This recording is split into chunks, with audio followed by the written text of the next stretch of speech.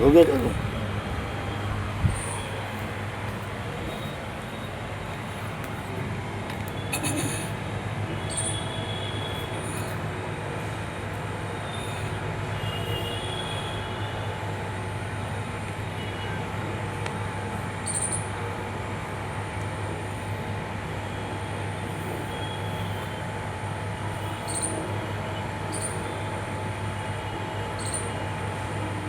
इसमें टाइमिंग तो दिखाने जा रहा है, टाइमिंग तो दिखाने जा रहा है। क्या वो टाइमिंग आती है, वो कहाँ है इसमें?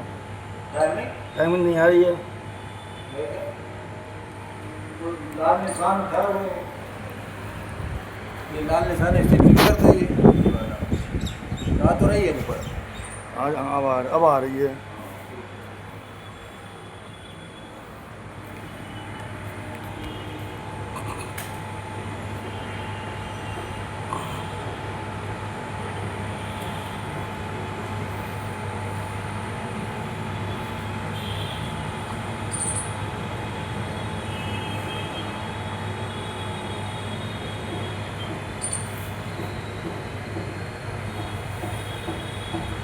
यो दत्ते निजमायु भुवनाकारंगकारजितो यस्यायु करण कटाक्ष वैभवो स्वर्ग अपवर्ग विधौ प्रत्यक्ष बोध सुखाद्वयम् हृदि सदा पश्यन्ति हम योगिनी तस्मै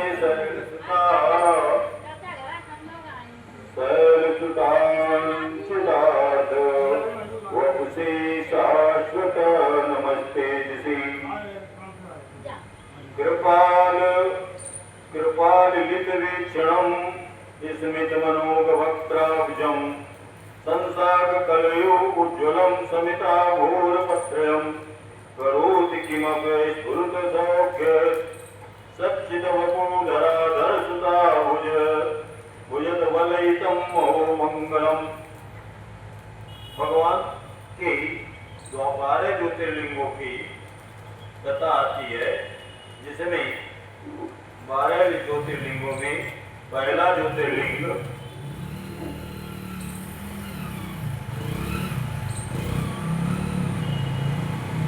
भगवान जो है निर्विकार होते हुए भी अपनी माया से विराट विश्व का आकार धारण कर लेते हैं।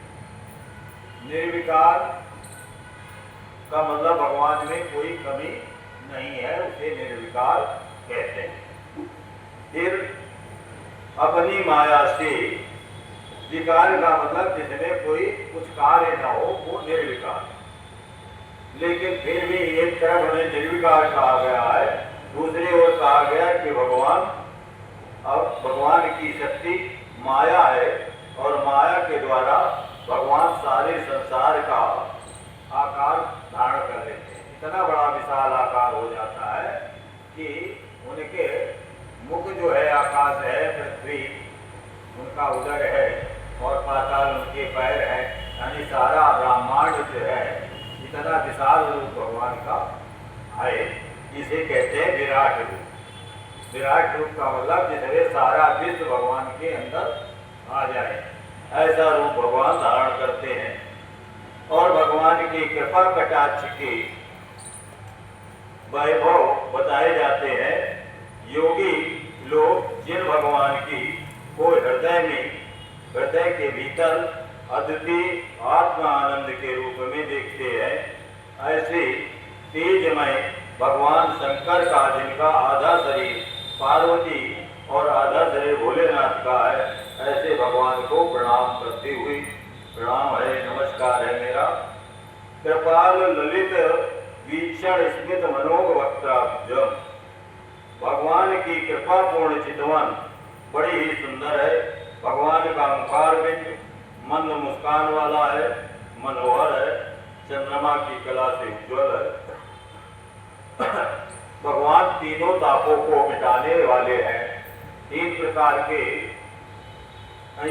के जो ताप बताए गए हैं, उनमें तीन ताप खास करके दिखलाता है हर जगह। तीन प्रकार के ताप क्या है? एक तो शरीर में जो बीमारियां होती हैं वो शारीरिक ताप होते हैं। ये धन दौलत की कमी हो तो भौतिक ताप हो गया। और एक जो भूकंप, बीमारी, सुनामी वगैरह जो आती है आकस्मिक कोई, वो आज ताप हुआ। और एक ताप होता है मानसिक, हमारा मन जब विचलित हो जाता है, दुखी हो जाता है, तो मन की बीमारी भी एक ताप है।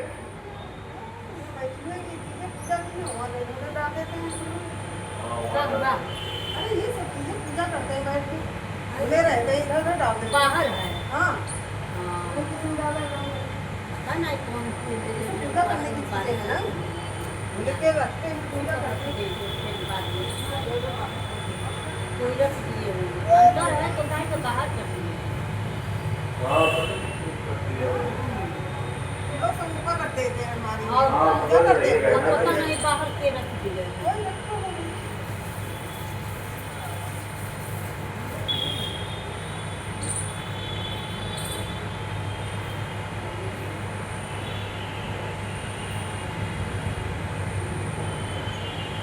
तो संपूर्ण तीर्थ शिवलिंगमय है, सभी कुछ लिंग में ही प्रतिष्ठित है। भगवान के शिवलिंगों की कोई गणना नहीं है, कितनी मात्रा में है, कितनी संख्या में है, उनकी संख्या अनेक है। अनेक संख्या कोई कहते हैं, कोई गणना नहीं, मतलब गिनती नहीं की जा सकती है। इतनी संख्या में भगवान के ज्योतिर्लिंग शिवलिंग हैं। तब भी कुछ का वर्णन किया है। जो कोई भी दृश्य देखा जाता है तथा जिसका वर्णन स्मरण किया जाता है, वह सब भगवान का ही रूप है। संसार में जो कुछ दिखाई पड़ता है और जिसका वर्णन ग्रंथों में, शास्त्रों में है, और जिसका हम लोग स्मरण करते हैं, वह सब भगवान भोलेनाथ का रूप है। कोई भी वस्तु शिव के स्वरूप से अलग नहीं है।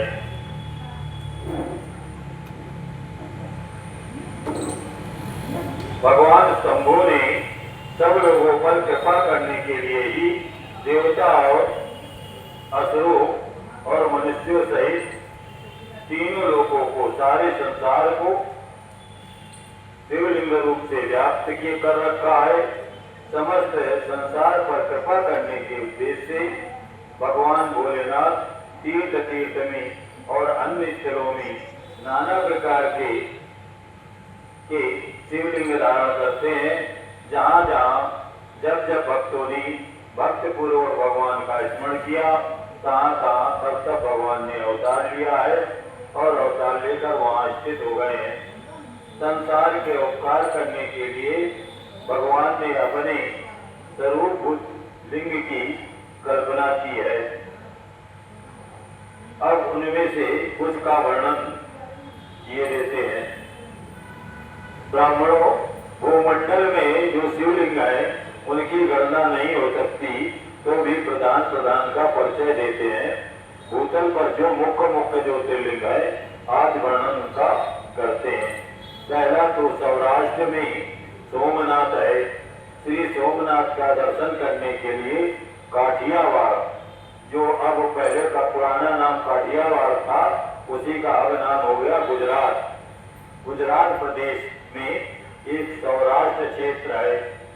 काठियावाड़ क्षेत्र के अंदर प्रभास, उसी को प्रभास क्षेत्र कहते हैं, उसी को सौराष्ट्र क्षेत्र कहते हैं। वहाँ सोमनाथ का मंदिर है। दूसरा है मल्लिकार्जुन नामक ज्योतिर्लिंग, जिस पर्वत पर विराजमान है उसका नाम है श्रीशैल, श्री पर्वत। ये स्थान मद्रास प्रांत के कृष्णा जिले में, दक्षिण भारत के आंध्र प्रदेश में कुर्नूल जिला है। कुर्नूल जिले के अंदर कृष्णा नदी के किनारे स्थित है, जिसे दक्षिण का कैलाश कहते हैं। तीसरा स्थान है महाकालेश्वर, मालवा प्रदेश में, यानी मध्य प्रदेश में, क्षिप्रा नदी के किनारे उज्जैन नामक नगरी में है। उज्जैन को अवंतिकापुरी कहा गया है। इस शिवलिंग को चौथा शिवलिंग है ओंकारेश्वर का। ओंकारेश्वर का स्थान भी मध्य प्रदेश मालवा में नर्मदा नदी के किनारे है और उज्जैन से खंडवा जाने वाली रेलवे की छोटी लाइन पर मोर टक्का नामक स्थान है, वहां से 7 मील दूर है। ओंकारेश्वर और अमलेश्वर नामक 2 अलग अलग लिंग हैं वहां पर मध्य प्रदेश में खंडवा के पास, परंतु दोनों एक ही ज्योतिर्लिंग के 2 स्वरूप माने गए हैं, यानी दोनों को मिलकर ओंकारेश्वर ही गणना किया जाता है। ओंकारेश्वर और अमलेश्वर दोनों को मिलाकर ओंकारेश्वर ही कहते हैं। 5वां है केदारनाथ या केदारेश्वर। ये उत्तराखंड राज्य के रुद्रप्रयाग जिले में हिमालय के केदार नामक पर्वत शिखर पर स्थित है। शिखर से पूरब की ओर अलकनंदा नदी के तट पर बद्रीनाथ भगवान अवस्थित है और पश्चिम में मंदाकिनी के किनारे केदारनाथ विराजमान है। ये स्थान हरिद्वार से 150 मील और ऋषिकेश से 132 मील दूर है। 7वां स्थान है श्री भीमशंकर का। भीमशंकर का स्थान बम्बई, अब उसका नाम मुंबई हो गया है, से पूरब और पूना से उत्तर की ओर भीमा नदी के किनारे नदी का उद्गम स्थान सह पर्वत है। सह पर्वत पर ये स्थान लारी के रास्ते से यानी बस के रास्ते से जाने पर नासिक से लगभग 120 मील दूर है और सह पर्वत के शिखर का नाम, जहाँ ये ज्योतिर्लिंग का प्राचीन मंदिर है, उस पर्वत शिखर का नाम है डाकनी। इससे अनुमान होता है कि कभी यहाँ पर डाकनी या भूतों का निवास रहा होगा। शिव पुराण की कथा के आधार पर भीमशंकर ज्योतिर्लिंग आसाम के कामरूप जिले में गुवाहाटी के पास ब्रह्मपुर पहाड़ी पर स्थित बताया जाता है। कुछ लोग कहते हैं कि नैनीताल जिले के उज्जैनक नामक स्थान में एक विशाल शिव मंदिर है, वही भीमशंकर का स्थान है। तो भीमशंकर के बारे में स्पष्ट मत नहीं है। 3 जगह बता दी गई और 3 बहुत दूर दूर की जगह। एक तो असम बिल्कुल पूरब में बंगाल के पास है राजधानी, और असम यहाँ से पूरब की दिशा में है। दूसरा दक्षिण की दिशा में बता दिया बम्बई। मुंबई एकदम दक्षिण पश्चिम में है, एक पूरब में, और मतलब दोनों की दूरी मुंबई और आसाम की दूरी 3000 किलोमीटर हो, इतना फासला है। और तीसरा उत्तर प्रदेश में नैनीताल के पास बताया। तो ऐसे 3 अलग अलग स्थान बताए हैं इसके भीमशंकर के। तो भीमशंकर के बारे में इसमें भ्रम दे दिया गया कि शिव पुराण में जो कहा गया है, शिव पुराण में तो असम बताया गया, असम में बताया गया। कुछ लोग कहते हैं कि उत्तर प्रदेश में नैनीताल है, और कहीं कहीं जो ज्यादा प्रचलित शब्द है वो ये ज्यादा प्रचलित कथा ये है कि बम्बई के पास पूना के नजदीक ये नासिक जो है, नासिक के पास है। तो भीमशंकर का स्थान नासिक भी है और शिव पुराण के हिसाब से असम है और अन्य लोगों के हिसाब से नैनीताल है। 7वां स्थान काशी बनारस में विश्वनाथ जी का है, वो प्रसिद्ध है। 8वां स्थान ज्योतिर्लिंग त्र्यंबकेश्वर के नाम से प्रसिद्ध है। ये भी मुंबई महाराष्ट्र प्रांत में नासिक जिले में नासिक पंचवटी से 18 मील दूर गोदावरी के उद्गम, जहाँ से गोदावरी नदी निकलती है ब्रह्मगिरि पर्वत से, ब्रह्म पर्वत के निकट गोदावरी के तट पर त्र्यंबकेश्वर का मंदिर स्थित है। 9वां स्थान झारखंड प्रांत में है, बिहार से जो कट करके झारखंड बना है, रांची कहलाता है। वहां पर बैद्यनाथ का मंदिर है। रांची में संथाल परगना के देवघर नामक जनपद में, देवघर जिले में EI रेलवे का जस्टी रेलवे स्टेशन है। वहाँ बैद्यनाथ के नाम से प्रसिद्ध है। पुराणों के अनुसार यही चिता भूमि है। कहीं कहीं परल्याम बैद्यनाथम का ऐसा पाठ मिलता है। इसके अनुसार परली में वैद्यनाथ की स्थिति है दक्षिण हैदराबाद नगर से परभनी नामक जगह, यानी वैद्यनाथ के भी दो अलग अलग स्थान बता दिए गए, एक तो दक्षिण पश्चिम में और दूसरा स्थान पूरब में। पूरब में जो बिहार है, बिहार के पास झारखंड है, झारखंड में रांची, वहाँ वैद्यनाथ का स्थान बताया। दूसरा कुछ पुराणों में बताते हैं कि वैद्यनाथ हैदराबाद में आंध्र प्रदेश में है, परभी नामक जंक्शन में। क्योंकि शास्त्रों में परभी लिखा है तो परभी के आधार पर दक्षिण भारत में इसका स्थान बताया गया, परली स्टेशन पर। 10वां स्थान है नागेश नामक ज्योतिर्लिंग का, ये बड़ौदा राज्य यानी गुजरात में है। नागेश्वर गुजरात में है।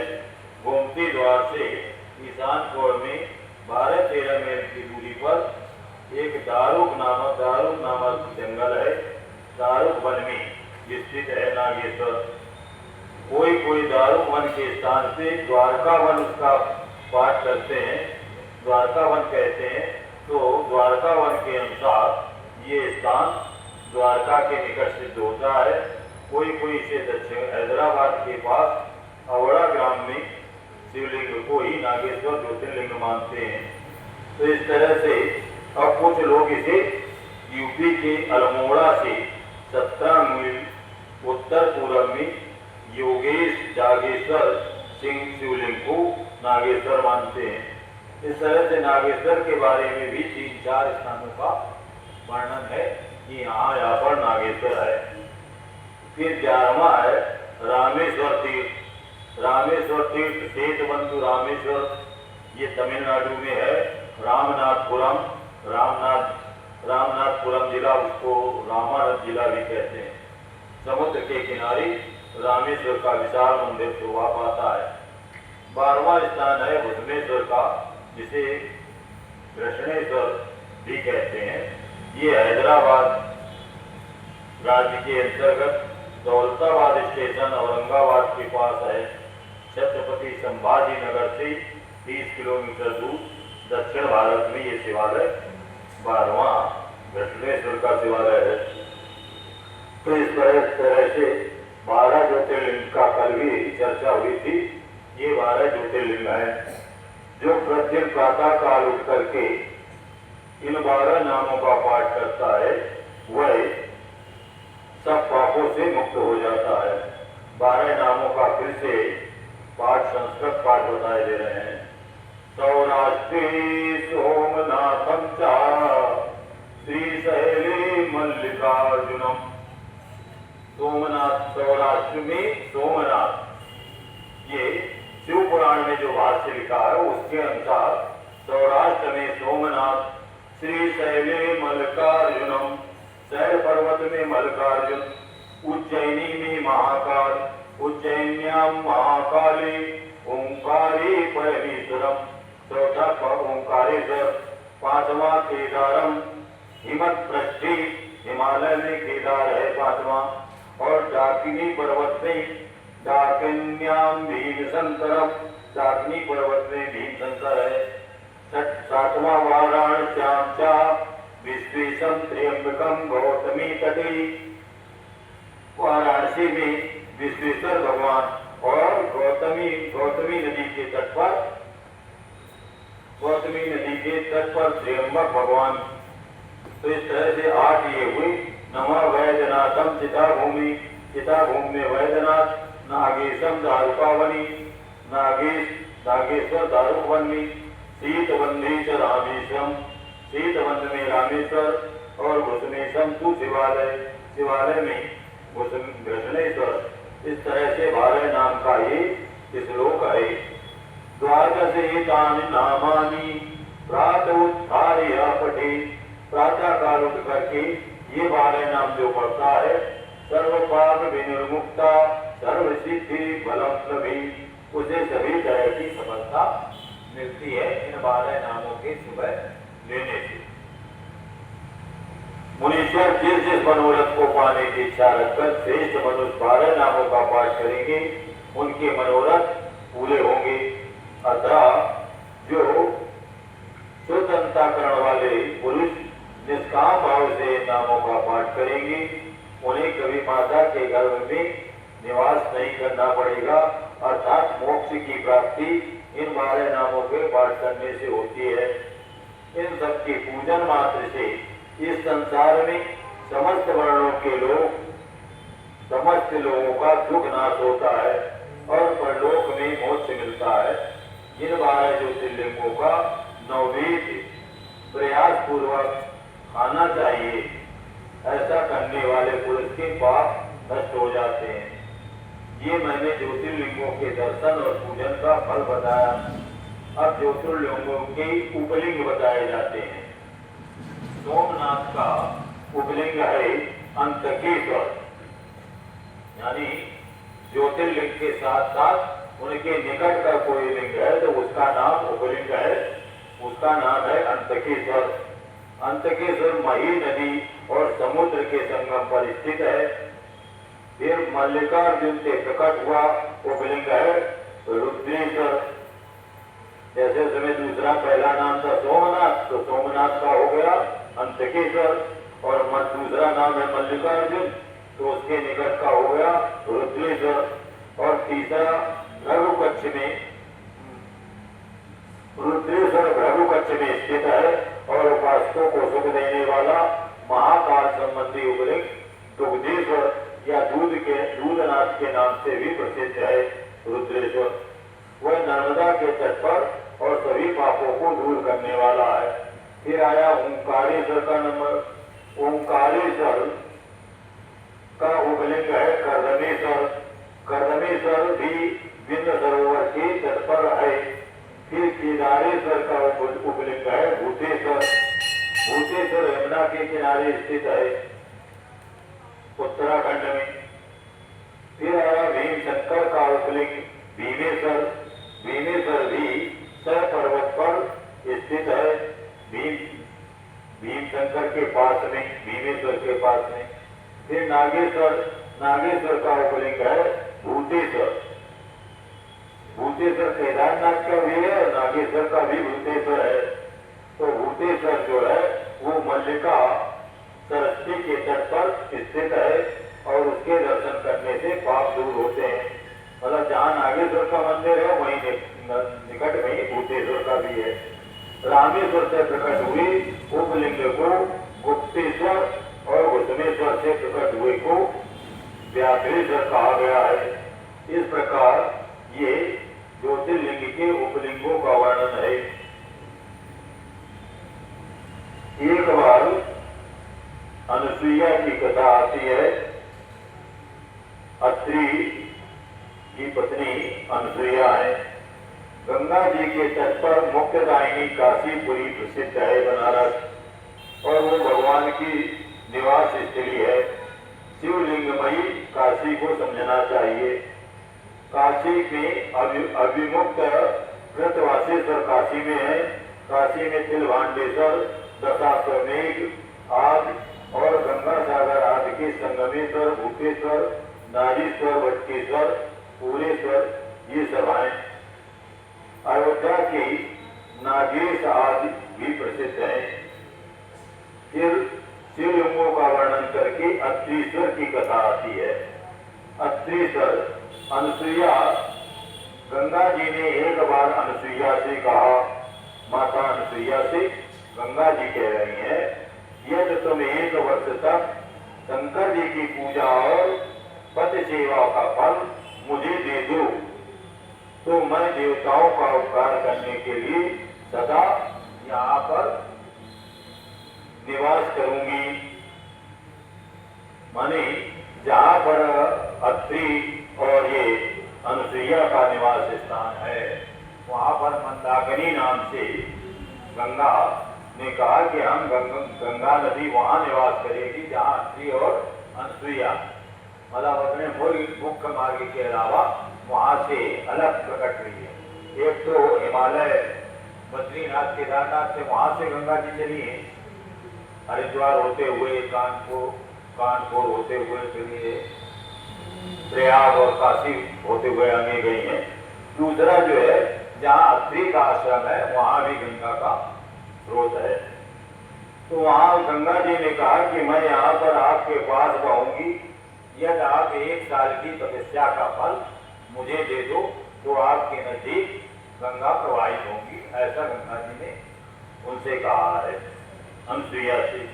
पतिव्रता का दर्शन करके मेरे मन को जैसी प्रसन्नता होती है वैसे दूसरे उपायों से नहीं। अनुसुईया पतिव्रता है और उनका दर्शन करके गंगा जी प्रसन्न होती हैं।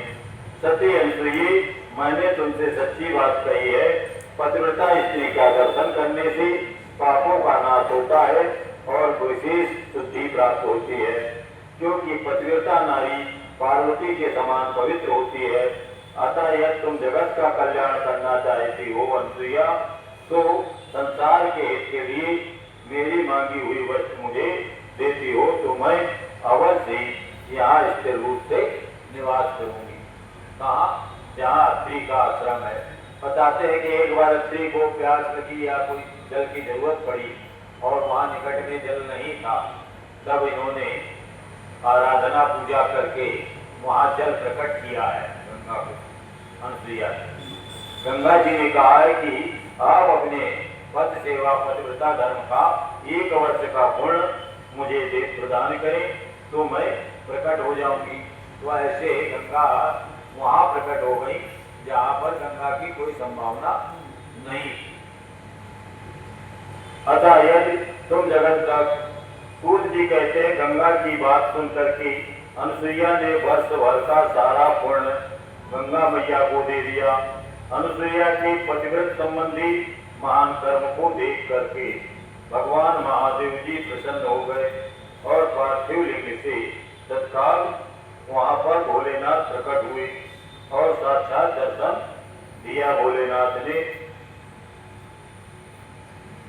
अनुसुईया के पुण्य प्रभाव के कारण भोलेनाथ ने दर्शन दिया और वहां पर पार्थिव लिंग भोलेनाथ का पृथ्वी से उत्पन्न लिंग प्रकट हुआ। भोलेनाथ कहते हैं कि अनुसुईया से भोलेनाथ कहते हैं कि अनुसुईया तुम्हारा कर्म देखकर मैं प्रसन्न हूँ, प्रिय पतिव्रते वरदान मांगो। यानी अनुसुईया की पतिव्रता धर्म से भोलेनाथ भी प्रसन्न हुई और गंगा मैया भी प्रसन्न हुई। तब भोलेनाथ ने कहा वरदान मांगो। उस समय दोनों पति पत्नी यानी अनुसुईया और अत्रि ऋषि दोनों की सुंदर आकृति एवं पंचमुख आग से युक्त भगवान शिव को वहां प्रकट हुआ देख करके विस्मित हुई। भोलेनाथ वहां प्रकट हुए अनुसुईया और अत्रि के आश्रम में।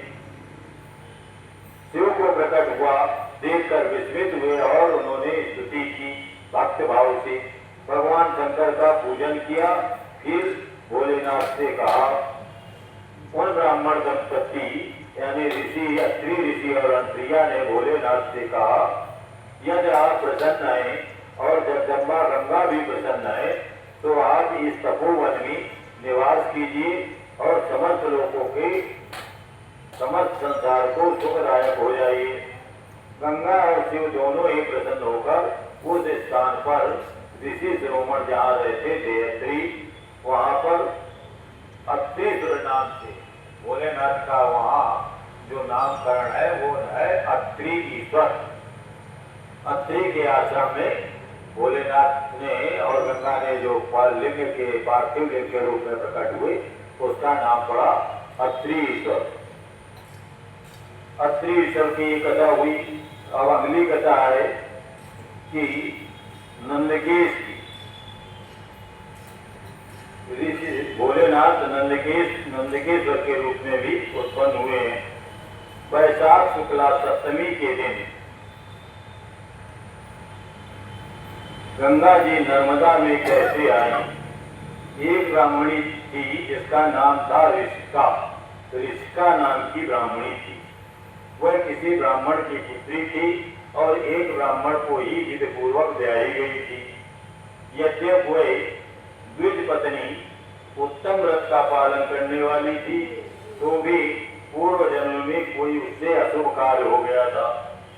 पूर्व जन्म के अशुभ कार्य के कारण बाल वैधव्य को प्राप्त हो गई, यानी उसका विवाह हुआ और विवाह के तुरंत बाद जल्दी विधवा हो गई। इसको बाल वैधव्य कहते हैं, यानी वो बाल अवस्था थी, अभी उसकी अवस्था ज्यादा नहीं थी और वो विधवा हो गई। तब वह ब्राह्मण पत्नी ब्रह्मचर्य व्रत के पालन में तत्पर होकर के पार्थिव पूजन पूर्वक, यानी भोलेनाथ का पूजन करके अत्यंत कठोर तपस्या करने लगी। उस समय अवसर पा करके एक दुष्ट असुर, मायावी असुर था, वह उसको असर देने लगा, दिक्कत करने लगा। और उस असुर के कारण असुर ने ऐसी माया फैलाई कि उस माया से उसमें काम भाव आया। उस अत्यंत सुंदरी कामिनी को तपस्या करती देख करके असुर ने नाना प्रकार के लोग दिखाए और असुर ने उसे अपनी पत्नी बनाना चाहा, परंतु उत्तम व्रत का पालन करने तथा शिव के ध्यान में लगी रहने के कारण वह साध्वी नारी के ऊपर उस असुर का प्रभाव नहीं हुआ। तपस्या में लगी हुई ब्राह्मणी ने असुर का सम्मान नहीं किया, क्योंकि वह तपस्या में और भोलेनाथ के ध्यान में लगी थी। उस कृतांगी माने कमजोर शरीर जिसका हो, कमजोर शरीर वाली युवती से तिरस्कृत होकर के उस असुर ने, माने उसने उसकी ओर ध्यान नहीं दिया, यानी उसकी उपेक्षा कर दी, तिरस्कार कर दिया। तब उस असुर ने, दैत्यराज मूढ़ ने उसके ऊपर क्रोध प्रकट किया, यानी उस दैत्य का नाम मूढ़ रखा है उन्होंने, और फिर अपना विकट रूप दिखाया। इसके बाद दुष्टात्मा ने भयदायक खराब अपशब्द या गालियां दी और उस ब्राह्मण पत्नी को बार बार परेशान किया। उस समय वह उसके डर से कांपने लगी, थर्रा उठी और स्नेहपूर्वक भोलेनाथ को पुकारने लगी। उस समय तनवंगी द्विज पत्नी ने भगवान शिव का पूर्णतया आश्रय ले रखा था। शिव नाम जपने से वह नारी अत्यंत विह्वल होकर अपने धर्म की रक्षा के लिए भोलेनाथ की शरण में गई। तब शरणागत की रक्षा करने के लिए, सदाचार की प्रतिष्ठा करने के लिए, ब्राह्मणी को आनंद देने के लिए भोलेनाथ प्रकट हुए। भक्तवत्सल परमेश्वर भोलेनाथ ने उस दैत्यराज मूढ़ को तत्काल भस्म कर दिया। भोलेनाथ ने दैत्यराज मूढ़ को भस्म कर दिया और ब्राह्मणी की ओर कृपा की, भक्त की रक्षा में भोलेनाथ हुए। भोलेनाथ ने कहा, वरदान मांगो। मैसूर का वचन सुनकर ब्राह्मण पत्नी ने उनके उस मंगलमय स्वरूप का दर्शन किया और सबको सुख देने वाले भोलेनाथ को प्रणाम करके स्तुति की। रिस्का ने भोलेनाथ की स्तुति की। फिर भोलेनाथ ने रिस्का से कहा, तुम सदाचारणी और मुझ में भक्ति रखने वाली हो, तुमने जो वरदान मांगे हैं मैं सब दूंगा। उसने रिस्का ने कहा कि भक्तों की रक्षा करने वाले भोलेनाथ, आपने मूढ़ नामक असुर को, मूढ़ नामक असुर से मेरे धर्म की रक्षा की है, क्योंकि आपके द्वारा ये जो असुर मारा गया। मूढ़ नामक एक असुर था, एक ब्राह्मणी थी, विधवा ब्राह्मणी, वो भोलेनाथ की तपस्या कर रही थी, तो मूढ़ नामक असुर उसे सताने की दृष्टि से गया कि मैं इससे विवाह कर लूं। तो अपना असर लोग लालच लेने की कोशिश की, लेकिन ये अपना भगवान में दत्त चित्त थी। तो भगवान जब वो ज्यादा परेशान किया उस मूढ़ नामक असुर ने,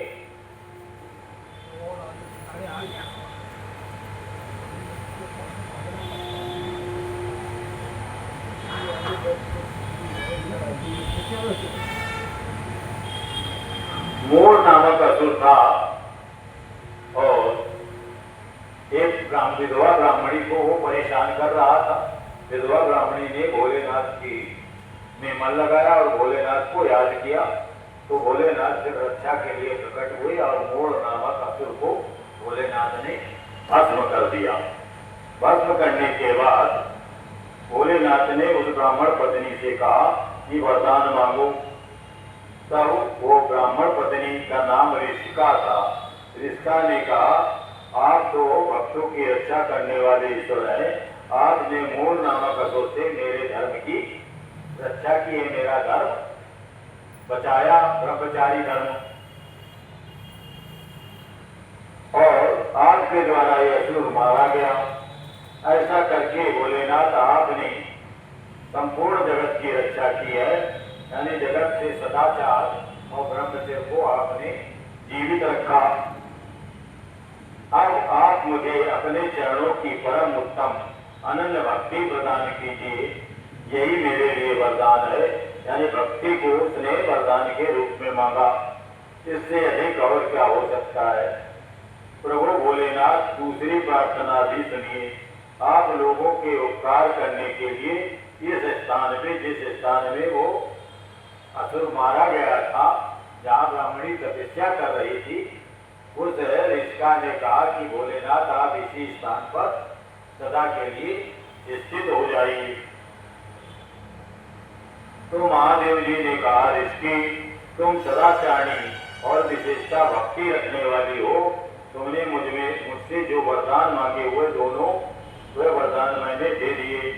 ब्राह्मणों, इस बीच में विष्णु और ब्रह्मा आदि देवता वहाँ शिव का आविर्भाव, भगवान का प्रकटीकरण जान करके आनंदित हुई। अत्यंत प्रेम पूर्वक देवताओं ने भगवान को प्रणाम किया, सबने भली बात पूजन किया और शुद्ध हृदय से हाथ जोड़ करके स्तुति भी की। साध्वी देव नदी गंगा उस ऋषिका से उसके भाग्य की सराहना करती हुई प्रसन्न चित्त होकर के गंगा मैया भी उस ऋषिका से बोली। गंगा मैया ने कहा, ऋषि वैशाख मास की एक दिन यहाँ रहने के लिए मुझे भी वचन देना चाहिए।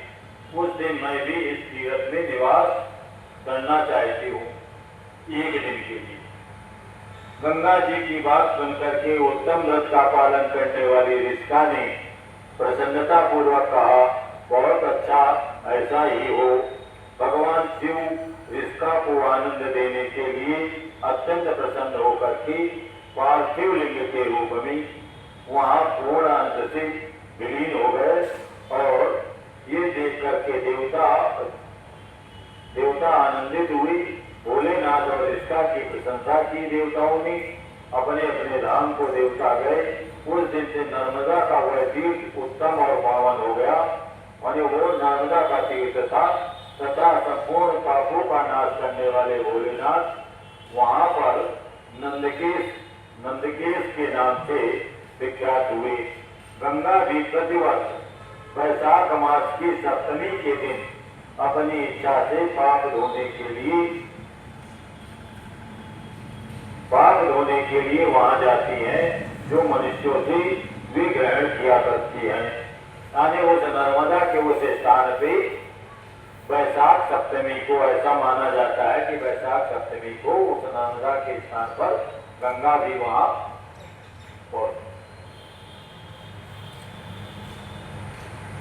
प्रथम कपिला नगरी में कालेश्वर, रामेश्वर आदि की महिमा बताते हुए समुद्र के तट पर गोकर्ण क्षेत्र के शिवलिंगों का वर्णन किया। अब फिर उसके बाद महावन नामक एक शिवलिंग का महात्मा है। बहुत से शिवलिंगों की कथा वर्णन करने के बाद ऋषियों के पूछने पर ज्योतिर्लिंगों का वर्णन करने के बाद ब्राह्मणों सूद जी कहते हैं कि सदगुरु से जो सुना है वह ज्योतिर्लिंगों का महत्व तथा प्राकट्य का प्रसंग संक्षेप में सूद जी सुनाते हैं। ज्योतिर्लिंगों में सबसे पहला नाम सोमनाथ का आता है, अतः पहले उसी का महात्मा है। प्रजापति दक्ष ने अपनी अश्विनी आदि 27 कन्याओं का विवाह चंद्रमा के साथ किया था। चंद्रमा को स्वामी के रूप में पाकर दक्ष कन्याएं विशेष शोभा पाने लगी। चंद्रमा भी पत्नी उन 27 पत्नियों के रूप में पाकर सुशोभित होने लगे।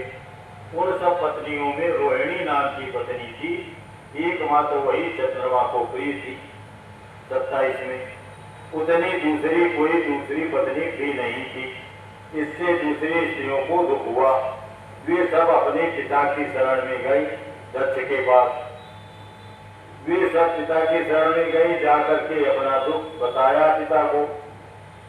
वह सब सुनकर से दक्ष भी दुखी हो गए और चंद्रमा के पास आकर दक्ष ने कहा, तुम निर्मल कुल में उत्पन्न हुए हो कला निधे चंद्रमा, तुम्हारे आश्रय में जितनी स्त्रियां हैं उन सब के प्रति तुम्हारे मन में कम ज्यादा भाव क्यों है? सभी के साथ बराबर का भाव होना चाहिए, भाव कम ज्यादा का है। तुम किसी को अधिक चाहते हो, किसी को कम प्यार करते हो। अब तक जो किया तो किया, आगे ऐसा न करना, क्योंकि भेदभाव, ऐसा भेद करने से नरक मिलता है। तब अपने दामाद चंद्रमा से ऐसी प्रार्थना करके प्रजापति दक्ष घर चले गए। उन्हें पूर्ण निश्चय हो गया कि अब फिर आगे चंद्रमा भेदभाव नहीं करेगा। पर चंद्रमा ने प्रबल प्रारब्ध के या भाग्य के या भावी भविष्यवेक्षा के वश में होकर के अपने ससुर दक्ष की बात नहीं मानी। वे रोहिणी में इतने आसक्त हो गए थे कि दूसरी किसी पत्नी का आदर नहीं करते थे। इस बात को सुनकर दक्ष दुखी हुए। फिर स्वयं आकर चंद्रमा को उत्तम नीति से समझाकर प्रार्थना करने लगे।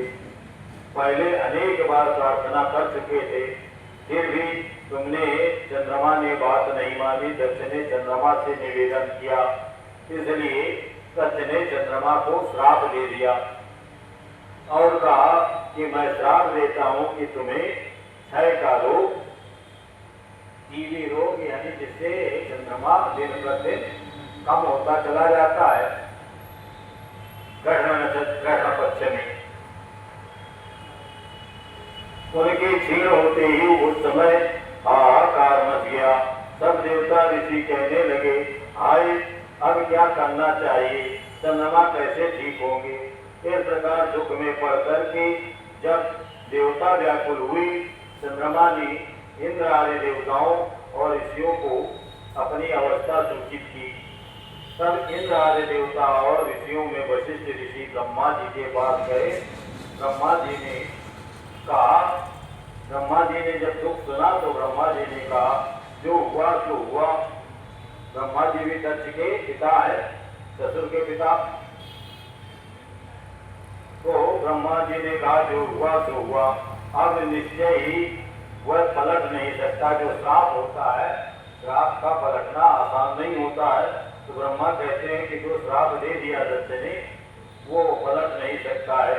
अतः उसके निवारण के लिए, श्राप कोई नाश के लिए एक उपाय ब्रह्मा ने बताया। चंद्रमा देवताओं के साथ प्रभास नामक शुभ क्षेत्र में जाए और प्रभास क्षेत्र में मृत्युंजय मंत्र का विधि पूर्वक अनुष्ठान करते हुए भोलेनाथ की आराधना करें और अपने सामने शिवलिंग की स्थापना करके वहाँ चंद्रदेव नित्य तपस्या करें।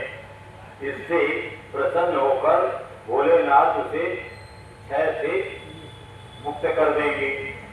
तब देवताओं और ऋषियों के कहने से, ब्रह्मा की आज्ञा से चंद्रमा ने 6 महीने तक तपस्या की। मृत्युंजय मंत्र से बृहस्पति का भोलेनाथ का पूजन किया और 10 करोड़ मंत्र का जप और मृत्युंजय का ध्यान करके चंद्रमा वहाँ स्थिर चित्त होकर खड़े रहे, तपस्या करते रहे। भगवान शंकर प्रसन्न होकर के प्रकट हुए और चंद्रमा से भोलेनाथ बोले, तुम्हारा कल्याण हो, जो तुम्हारी इच्छा हो वरदान मांगो, मैं प्रसन्न हूँ, उत्तम वर दूंगा। चंद्रमा बोले, आप प्रसन्न हैं तो मेरे यदि आप प्रसन्न हैं तो मेरे लिए क्या असाध्य हो सकता है, सब कुछ मिल जाएगा अगर आप प्रसन्न हैं। आप मेरे शरीर के इस क्षय रोग को दूर कर दीजिए, मुझसे जो अपराध बन गया है उसे क्षमा कीजिए।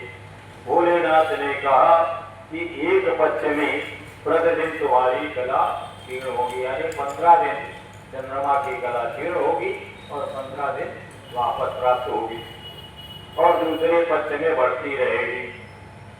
इसके बाद चंद्रमा ने भक्ति भाव से भगवान शंकर की स्तुति की। कहने का आशय ये है कि सोमनाथ मंदिर क्यों प्रसिद्ध है, सोमनाथ का क्या महत्व है।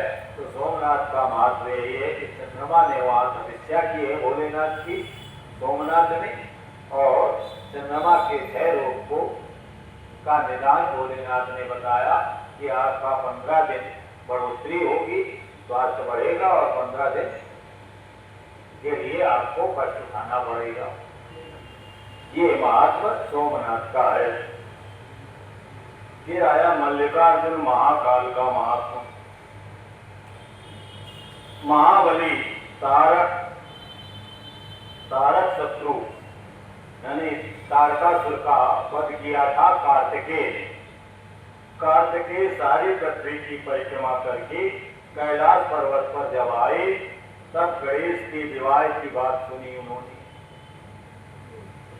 कार्तिकेय लौटे उसके पहले गणेश का विवाह हो गया, क्योंकि पहले ही परिक्रमा माता पिता की कर ली थी और कहा मेरा विवाह करिए, तो विवाह कर दिया गया।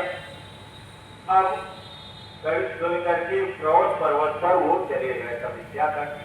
जब उनको दुख हुआ कि मेरा विवाह हो लेट हो गया, छोटे भाई का विवाह हो गया, बड़े का नहीं हुआ, तो उस दुख से दुखी होकर के कार्तिकेय क्रौच पर्वत में गए हैं। वही मल्लिकार्जुन का स्थान है और उस पर्वत में वहां कार्तिकेय ने तपस्या की है। पार्वती और शिव जी की वहां जाकर के पार्वती शिव मनाने गए कार्तिकेय को। मनाने पर भी कार्तिकेय वहां से लौटे नहीं तपस्या छोड़कर के, और वहां से भी 12 कोस दूर चले गए। माने जहां पर टिके थे, जहां पर मनाने गए भोलेनाथ और पार्वती, वहां से भी वो हट गए और कहे वहां से और आगे 12 कोस बढ़ गए। इतने यहाँ तक आ गए, चलो और आगे जा रहे हैं रूट करके। तब शिव पार्वती ज्योतिर्मय स्वरूप में धारण करके वहां प्रतिष्ठित हो गए। उस क्रौच पर्वत में भोलेनाथ ने अपना ज्योतिर्लिंग पार्थिव लिंग बना लिया। वे दोनों पुत्र स्नेह से यानी शंकर पार्वती पुत्र स्नेह से आतुर होकर के पर्व के दिन अपने पुत्र कुमार को देखने के लिए उनके पास जाया करते हैं। अमावस्या के दिन जाते हैं भोलेनाथ वहां। अमावस्या के दिन भगवान शंकर वहां स्वयं जाते हैं और पूर्णमासी के दिन पार्वती जी जाती है, ऐसा माना जाता है। पार्वती जी जिससे ही वहां पदार्पण करती हैं। उस दिन से लेकर भगवान शिव का मल्लिकार्जुन नामक लिंग तीनों लोकों में संसार में प्रसिद्ध है। उसमें पार्वती और शिव दोनों की ज्योतियां, पार्वती की ज्योति और शिव की ज्योति प्रतिष्ठित है।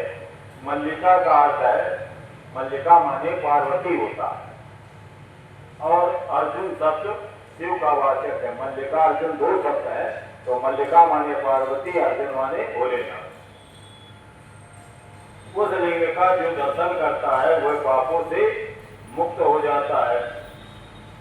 अब तीसरे शिवलिंग की बात आती है। पहला हो गया सोमनाथ और दूसरा मल्लिकार्जुन, तीसरा शिवलिंग।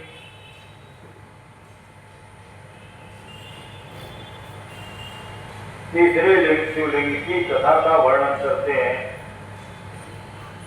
अवंती नाम का एक स्थान है। अवंती नाम से प्रसिद्ध एक नगरी है। वहां पर देवदारियों को मोक्ष मिलता है। वह भगवान शिव का बहुत ही प्रिय स्थान है। उज्जैनी अवंती में जो है वो महाकाल का ज्योतिर्लिंग है। वह भगवान शिव को प्यारी नगरी है उज्जैनी अवंती।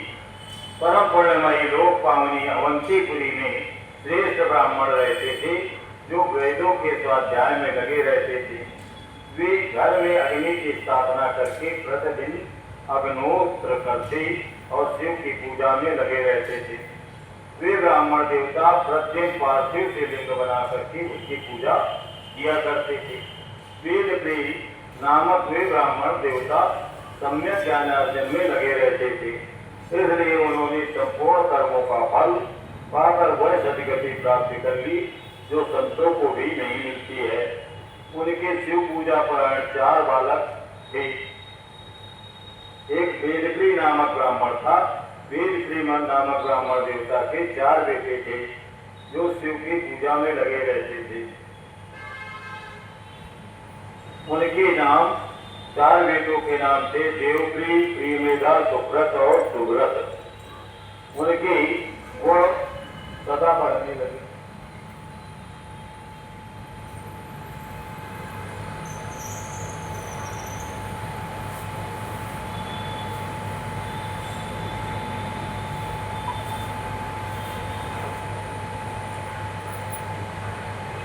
उसी समय रत्नमाल पर्वत पर दूषण नामक ही धर्म विरोधी असुर ने ब्रह्मा जी से वरदान पा लिया और वरदान पाकर के वो असुर धर्म और धर्मात्माओं पर आक्रमण करने लगा। अंत में उसने असुर ने सेना लेकर अवंती उज्जैन के ब्राह्मणों पर चढ़ाई कर दी।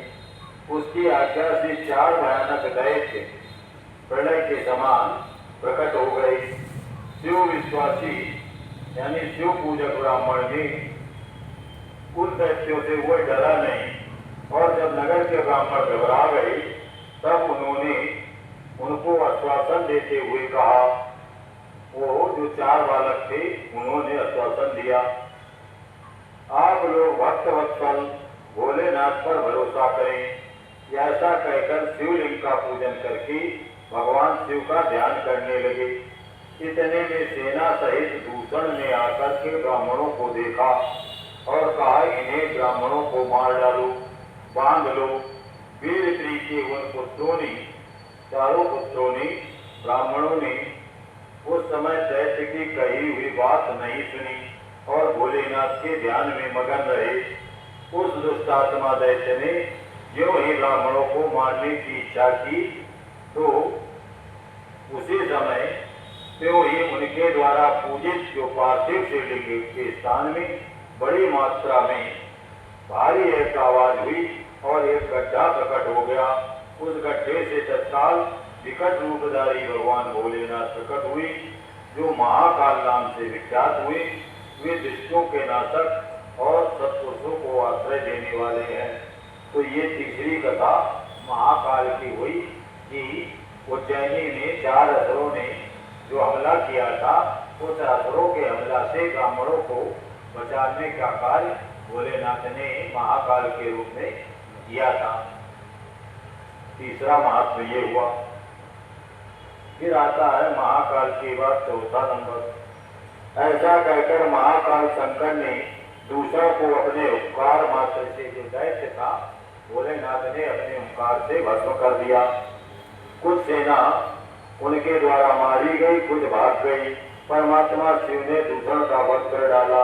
जैसे सूर्य को देखकर अंधेरा छट जाता है, वैसे शिव को देखकर सेना गायब हो गई।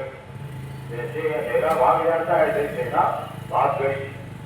तब धुंधलियां बजी आकाश से, फूलों की वर्षा हुई। शिव ने, महाकाल शिव ने कहा, वरदान मांगो। तो ब्राह्मण से उनकी बात सुनकर के ब्राह्मण ने हाथ जोड़कर प्रणाम किया। तब ब्राह्मणों ने कहा, हे महाकाल महादेव, दुष्टों को दंड देने वाले, आप संसार में मोक्ष प्रदान करें और जनसाधारण की रक्षा के लिए यहीं उज्जैनी में किसी गड्ढा में जहाँ से प्रकट हुए थे भोलेनाथ, वहाँ रहने के लिए ब्राह्मणों ने वरदान मांगा कि यहाँ पर भोलेनाथ आप रहिए। तब से भोलेनाथ वहाँ पर विराजमान है, ऐसी धारणा है। महाकाल के महात्म के प्रसंग में शिव भक्त राजा चंद्रसेन तथा गोप बालक श्रीकर की कथा प्रसिद्ध है। चंद्रसेन नामक राजा उज्जैनी में था, जो संपूर्ण शास्त्रों का जानकार और शिव भक्त था। वहां पर शिव के पार्षदों में एक पार्षद का नाम है मणिभद्र। मणिभद्र जी राजा चंद्रसेन के सखा हो गए थे। एक समय राजा का प्रसन्न होकर चिंतामणि नामक महामणि मणिभद्र ने प्रदान की थी, जो कौस्तुभ मणि तथा सूर्य के समान चमकीली थी। वह देखने सुनने में, ध्यान करने पर भी मंगल देने वाली, कल्याण देने वाली थी। शिव के आश्रित राजा चंद्रसेन और चंद्रसेन उस चिंतामणि को गले में धारण करता था और सिंहासन में जब चंद्रसेन बैठता था तब देवताओं में सूर्य की बात वो चंद्रसेन शोभित होता था। मणि पहनेगा तो शोभित होगा ही। चंद्रसेन के कंठ में चिंतामणि थी। ये सुनकर राजाओं के मन में लोभ की भावना हुई और राजा क्षुभित हुए, दुखी हुए। तदनंतर सब राजा कई राजा माने सब सारे राजा चतुरंगड़ी सेना लेकर के चंद्रसेन पर हमला कर दिए और जीतने के लिए प्रयास किए। तब राजा चंद्रसेन उन्हीं भगवान महाकालेश्वर की शरण में गए और महाकाल की आराधना की। तो इस तरह से महाकाल की एक कथा तो ब्राह्मण वाली है, दूसरी ये चंद्रसेन राजा की है, जिसके गले में मणि थी, चिंतामणि। उस मणि के कारण उस पर दूसरे राजाओं ने हमला कर दिया था। उस हमला से भगवान भोलेनाथ ने उसकी रक्षा की। उन्हीं दिनों उस उज्जैनी नगरी में कोई ग्वालिन रहती। ग्वालिन की एकमात्र पुत्र था। वह ग्वालिन विधवा थी, उज्जैनी में बहुत दिनों से रहती थी। उस ग्वालिन के 5 साल का बालक, वो अपने 5 साल के बालक को लेकर के महाकाल के मंदिर में गई और उसने राजा चंद्रसेन द्वारा की हुई महाकाल की पूजा का दर्शन किया। चंद्रसेन पूजा कर रहा है और ये ब्राह्मणी दर्शन करने के लिए पहुंच गई। राजा के शिव पूजन का उत्सव देख करके उस ब्राह्मणी ने प्रणाम किया। ग्वालिनी है ब्राह्मणी की कथा पढ़े, ग्वालिन की। ग्वालिन का 5 साल का बेटा था। ग्वालिन के उस बालक ने सारी पूजा देखी थी। जो 5 साल का बालक था उसने भी पूजा देखी। अतः घर आने पर शिव जी की पूजा करने का विचार किया। उस बालक ने एक सुंदर पत्थर ला करके उसे अपने शिविर से थोड़े दूर दूसरे शिविर के एकांत स्थान पे रख दिया और उसी को शिवलिंग मान लिया। फिर उसने भक्ति पूर्वक धूप, दीप, गंध, अक्षत, चावल द्रव्य जुटा करके मन कल्पित दिव्य नैवेद्य भी अर्पित किया। सुंदर सुंदर पत्तों और फूलों से पूजन करके नृत्य किया और भगवान के चरणों में मस्तक झुकाया। इस समय ग्वालिन ने भगवान शिव में चित्त लगा करके अपने पुत्र को प्यार से भोजन के लिए बुलाया, परंतु उसका चित्त भोलेनाथ में लगा था, पूजा में लगा था। अतः बार बार बुलाने पर बालक भोजन करने के लिए इच्छुक नहीं हुआ, इच्छा नहीं की उसने। तब माँ ने स्वयं उसके पास माँ गई और शिव के आगे आंख बंद करके ध्यान लगाए गए बालक को देखा और हाथ पकड़ करके खींचने लगी भोजन के लिए। खींचने और मारने पीटने पर भी उसका पुत्र नहीं आया। इतना वो तल्लीन था पूजा में। और तब उसने वह शिवलिंग उठाकर दूर फेंक दिया माँ ने। जिस शिवलिंग की पूजा कर रहे थे, बालक कर रहा था, उस शिवलिंग को माँ ने फेंक दिया और उस पर चढ़ाई हुई सारी पूजा सामग्री नष्ट कर दी। ये देख करके बालक रोने लगा और रोज से भरी ग्वालिन अपने बेटे को डांट फटकार करके फिर घर चली गई। भगवान शिव की पूजा को माता द्वारा नष्ट किया देख करके बालक मूर्छित हो गया। रोते रोते मूर्छित होकर गिर पड़ा। उसके नेत्रों से आंसू की धारा बह रही थी। 2 घड़ी बाद जब उसको चेत हुआ तब उसने आंखें खोली। आंख खोलने पर उस बालक शिशु ने देखा कि भगवान शिव के अनुग्रह से महाकाल का वहां मंदिर बन गया था। और जब मंदिर बन गया, मणियों के चमकीले खंभे और सुंदर स्फटिक मणि और सुंदर कलश का वह शिवालय था। विशाल दरवाजे कपाट थे। उज्जवल वैभव से वो मंदिर प्रकाशित था। ग्वालियर के उस पुत्र ने देखा कि शिवलिंग पर चढ़ी हुई पूजन सामग्री जो मां ने देखी थी वो वैसे सुसज्जित मंदिर में शिवलिंग में चढ़ी हुई है। और वह परमानंद में शिव की स्तुति करने लगा। बाहर आकर उसने अपने शिविर को देखा। जिस शिविर से निकल दूसरे शिविर के पास जाकर उसने शिव मूर्ति रखी थी, तो उसने अपना शिविर अब देखना चाहा कि मेरा शिविर का क्या हुआ जहां मां थी। तो उसने देखा कि उसका शिविर इंद्र भवन के समान वो भी महल में बदल गया। माने जहां मूर्ति थी वो भी मंदिर बन गया और जहां उसका घर था मड़ैया थी वो भी महल बन गया। और वह स्वर्णमय होकर विचित्र एवं परम वैभव से प्रकाशित होने लगा। उस भवन के भीतर जब वह गया तो वो शोभा संपन्न था।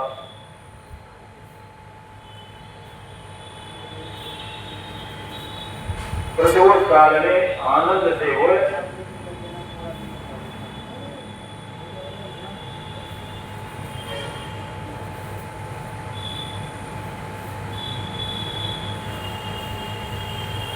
उस भवन में प्रदोष काल में सानंद भीतर प्रवेश करके बालक ने देखा कि उसकी मां दिव्य लक्षणों से लक्षित होकर सुंदर पलंग पर सो रही थी। मां भी मतलब वैभव संपन्न, सुंदर कपड़ों वाली, सुंदर अलंकारों वाली और सुंदर देवांगना के समय समान जैसे देवियां होती हैं, सुंदर देवी के समान दिखाई देती है। मुख से बेवल होकर के उस बालक ने माता को वेग से उठाया। भगवान शिव की कृपा पात्र हो चुकी थी। ग्वालियर ने उठकर देखा, सब कुछ अपूर्व सा हो गया था। उसने महान आनंद में ग्वालियर ने बेटे को छाती से लगा लिया। फिर बेटे के मुख से गिरजापति भोलेनाथ का कृपा प्रसाद का सारा वृतांत ग्वालियर ने सुना और ग्वालियर ने ये खबर राजा को दी। राजा अपना नियम पूरा करके रात में वहां आए और ग्वालियर के पुत्र का प्रभाव देख करके, शंकर जी को संतुष्ट करने वाला प्रभाव देख करके राजा ने मंत्रियों और पुरोहितों सहित चंद्रसेन नामक राजा वह सब कुछ देख करके आनंदित हुए और प्रेमाश्रु, प्रेम के आंसू के साथ शिव के नाम का राजा भी कीर्तन करने लगे। राजा चंद्रसेन ने भी कीर्तन किया। इसी राजा की पूजा देख करके वो बालक में शिव के प्रति प्रेम पैदा हुआ था। अब वो देखिए बालक को तो शिव जी मिल गए और बड़े इतना वैभव मिल गया और राजा को पता लगा कि ऐसा वैभव बालक को मिला है। तो राजा पुरोहित और मंत्रियों के साथ बालक के पास आए। उस समय भारी उत्सव होने लगा। आनंद में होकर की भोलेनाथ के यश का कीर्तन राजा ने किया। इस प्रकार अद्भुत महात्मा देखने से जो उस शहर के वासी थे, उज्जैनी के, वह भी आनंदित हुए और इसकी चर्चा पूरे शहर में फैल गई। युद्ध के लिए नगर को चारों ओर से घेर करके खड़े हुए राजाओं ने चंद्रसेन पर आक्रमण किया था। उसके पास मणि थी ना, चिंतामणि, तो तमाम राजाओं ने आक्रमण किया था। राजा ने भी प्रातः काल अपने गुप्तचरों के मुख से सारा अद्भुत चरित्र सुना। उसे सुनकर के आश्चर्य से चकित होकर वे वहां आए हुए सभी राजा एकत्र हो गए और चंद्रसेन बड़े भारी शिव भक्त है। अतः बाकी राजाओं को ऐसा अनुमान हो गया, जो हमला करने आए थे उनको अनुमान हो गया कि ये भारी शिव भक्त है, इनसे मणि नहीं छीनी जा सकती है और इनसे जीता नहीं जा सकता है। तो वह स्वयं मन से ही पराजित हो गए बिना युद्ध के ही। ये सर्वथा निर्भय होकर महाकाल की नगरी उज्जैनी का पालन करते हैं, जिसकी पुरी के बालक भी शिव भक्त हैं। वे राजा चंद्रसेन को महान शिव भक्त हैं। इनके साथ विरोध करने से शिव क्रोधित हो जाएंगे और उस क्रोध से सभी नष्ट हो जाएंगे। ऐसा विचार करके बाकी के जो राजा आक्रमण के लिए आए थे उन्होंने मेल मिलाप मित्रता कर ली। जैसे गरल सुधार करे मिटाई वो पद सिद्ध अनल सितलाई। भगवान की ऐसी महिमा होती है कि जहर को अमृत बना दे और दुश्मन को मित्र बना दे। तो जो दुश्मनी करने आए थे वो सब मित्र बन गए। गरल सुधार को करे मिटाई गोपद सिंधु अनल सितलाई। गाय का पैर जो होता है, छोटा सा पैर गाय का होता है, उससे फुर के गड्ढे से के समान सिंधु हो जाता है समुद्र। मतलब समुद्र को लोग पार कर जाते हैं, संसार समुद्र को पार करके मोक्ष पाते हैं। उस गाय के खुर के समान छोटे से प्रयास। गाय के खुर को पार करना तो बहुत आसान होता है ना, छोटे से गड्ढे को। वैसे ही संसार समुद्र हो जाता है भक्तों के लिए। तो भूपालों ने हथियार डाल दिए। जो राजा हमला करने लड़ने आए थे वो मित्रता कर लिए और हथियार डाल दिए। महाकाल की उस नगरी के भीतर गए। वहां उन्होंने सभी राजाओं ने महाकाल का पूजन किया। फिर वे सबके सब ग्वालिन के महान सौभाग्य की प्रशंसा करने लगे। चंद्रसेन ने भी उन सभी राजाओं का स्वागत किया। गोप बालक के ऊपर कृपा करने के लिए स्वतः प्रकट हुए शिवालय में शिवलिंग का दर्शन करके सब राजाओं ने भगवान भोलेनाथ में अपनी बुद्धि को लगाया, भोलेनाथ का चिंतन किया। गोप शिशु की बहुत सी वस्तुएं, सभी राजाओं ने उस गोप शिशु को बहुत सी वस्तुएं भेंट की। जो छीनने आए थे, लूटने आए थे, वो और उल्टे दान कर रहे हैं। संपूर्ण जनपदों में बहुसंख्यक गोप रहते थे। उन सबका राजा ने उसी बालक को उस सबका राजा बना दिया गया। वो जो गोप बालक था, ग्वालिन का बेटा, उसे चंद्रसेन ने गोपनगर का राजा बना दिया। ये उज्जैनी नगर का राजा चंद्रसेन और उस ग्वालिन के बच्चे को गोपनगर का राजा बना दिया। इसी समय देवताओं से पूजित हनुमान जी वहां प्रकट हुए। उनके हनुमान जी के आते ही सब राजा वेग से उठकर खड़े हो गए। उन सब ने भक्ति भाव से विनम्र होकर हनुमान जी को प्रणाम किया और राजाओं से पूजित होकर हनुमान जी ने उन सबके बीच में बैठे गोप बालक को हृदय से लगाकर, हनुमान जी ने भी उस गोप बालक को हृदय से लगाया और नरेशों की ओर, राजाओं की ओर देखते हुए हनुमान जी बोले, राजाओं तुम सब लोग तथा दूसरे देहधारी मेरी बात सुनी। तुम लोगों का भला होगा। भगवान भोले के सिवा देहधारियों की दूसरी गति नहीं है। ये बड़े सौभाग्य की बात है कि इस गोप बालक ने शिव की पूजा का दर्शन करके प्रेरणा ली है और बिना मंत्र के भी शिव का पूजन करके भोलेनाथ को पा लिया है। गोप वंश की कीर्ति बढ़ाने वाला ये बालक भगवान शंकर का श्रेष्ठ भक्त है। इस लोक में संपूर्ण भोगों को राज्य का शासन करके मोक्ष पाएगा और इसकी वंश परंपरा के अंतर्गत 8वीं पीढ़ी में यशस्वी राजा नंद उत्पन्न होंगे। नंद वंश जो भारत में शासन किया नंदों ने, नंद वंश होगा जिसके यहाँ साक्षात भगवान नारायण उनके पुत्र रूप से प्रकट होकर के श्री कृष्ण नाम से प्रसिद्ध होंगे। नंद यशोदा के लिए कहा है यहाँ पर।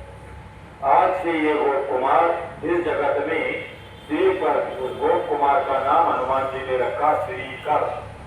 श्रीकर का मतलब जिसके हाथ में लक्ष्मी हो। श्री माने लक्ष्मी, कर माने हाथ, श्रीकर नाम रखा। ब्राह्मणों ऐसा कहकर अंजनी नंदन हनुमान जी ने, जो भोलेनाथ का स्वरूप है, हनुमान जी ने समस्त राजाओं और चंद्रसेन को कृपा से देखा। इसके बाद हनुमान जी ने बुद्धिमान गोपालक श्रीधर को प्रसन्नता के साथ शिव उपासना के उस आचार व्यवहार का उपदेश दिया। भोलेनाथ ने उसे हनुमान जी भी विद्या विशारद जगत गुरु हैं हनुमान जी, उन्होंने भी उसे विद्या का उपदेश दिया है। भगवान शिव को बहुत प्रिय उपदेश दिया। इसके बाद परम प्रसन्न हुई हनुमान जी ने चंद्रसेन और श्रीकर से विदा दी। भक्तवत्सल शंकर दुष्टों का सर्वथा हनन करने वाले हैं। ये परम पवित्र कथा जो हनुमान जी और शिव जी की है, ये उत्तम सुख देने वाली, स्वर्ग की प्राप्ति कराने वाली है। इसी का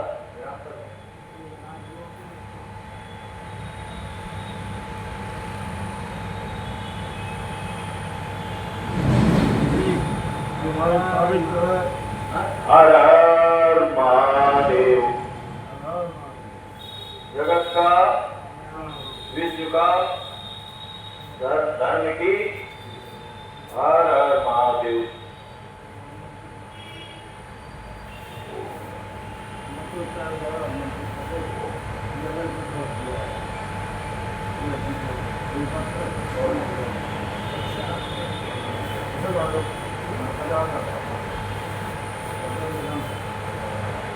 कैसे रखोगे? चलो मंत्रोच्चारण हो गया। मंत्रोच्चारण जो है माइक से बोल करेंगे, अलग कर दिया।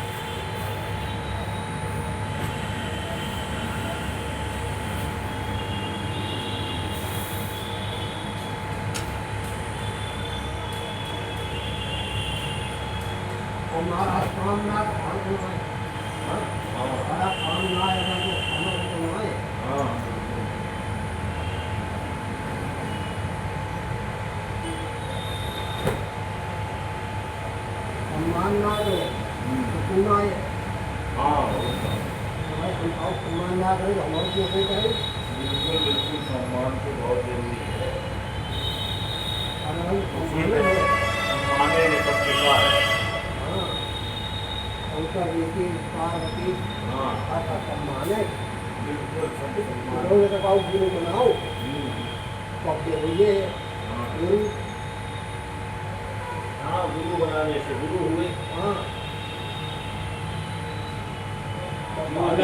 दूसरे को वही वापस मिलता है। और भाई पहाड़ में सम्मान करो चाहे तो वही वहाँ पहुँचो। बिल्कुल बिल्कुल, सम्मान देने से सम्मान मिलता है। हाँ